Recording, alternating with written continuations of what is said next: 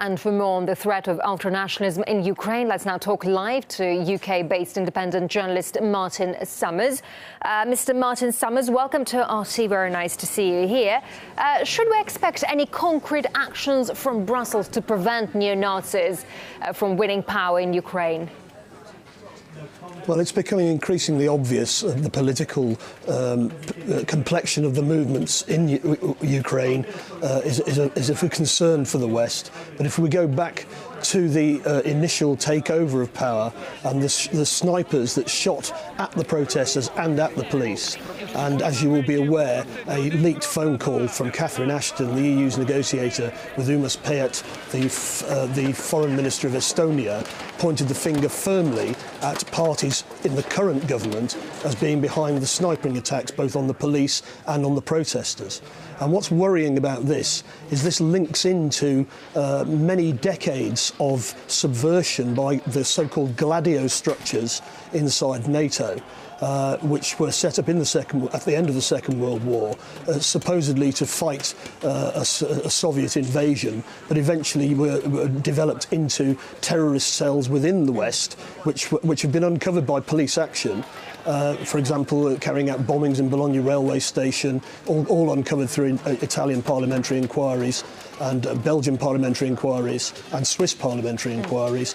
And what worries me very much about this is that this far-right movement in Ukraine is very strongly linked in with NATO terrorism in the past and possibly in the present. And of course, this is basically a coup d'etat.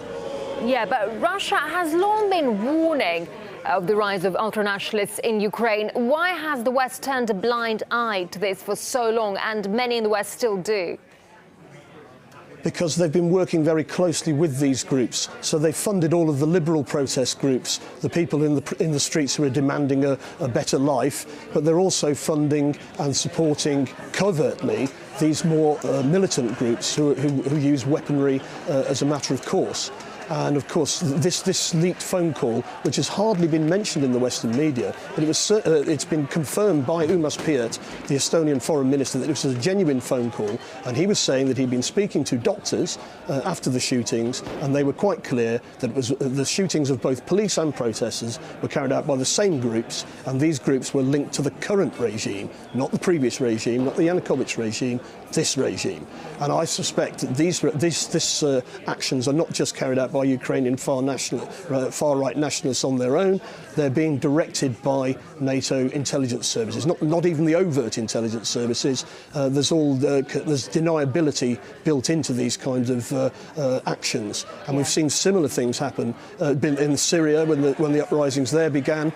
Mysterious people started shooting both protesters and police officers. Right. Same thing happened in Venezuela during the coup, and I suspect that this very much is what's going on here. The West is playing a dirty game.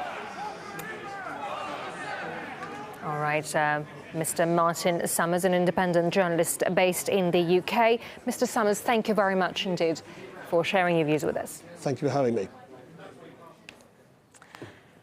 Integrating Crimea and